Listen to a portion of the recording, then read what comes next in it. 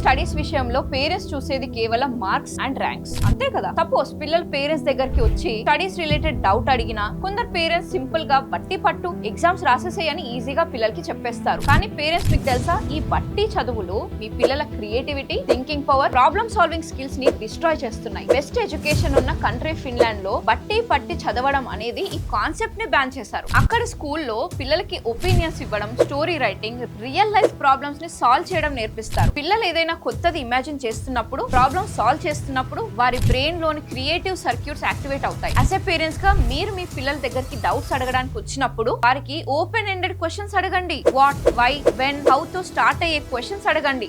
Yes అన్న questions ని avoid చేయండి. పిల్లలతో స్టోరీ టెల్లింగ్ గేమ్స్ ఆడండి. పిల్లలకి డైరెక్ట్ కరెక్ట్ ఆన్సర్స్ ఇచ్చే బదులు చాయిసెస్ ఇచ్చి చూస్ చేయమనండి. అర్థమైంది కదా. ఇలాంటి ఎన్నో పేరెంటింగ్ టిప్స్ మన అల్టిమేట్ పేరెంటింగ్ మాస్టరీ అనే కోర్స్ లో ఉంటాయి. మీరు నిజంగా సీరియస్ గా నేర్చుకోవాలని అనుకుంటే నా బయోలో లింక్ ఇచ్చాను, ఇప్పుడే వెళ్ళి రిజిస్టర్ అయ్యి నేర్చేసుకోండి. అలాగే లేటెస్ట్ పేరెంటింగ్ అప్డేట్స్ కోసం కూడా మన ఇన్స్టాలో పేజ్ ని ఫాలో అయిపోండి.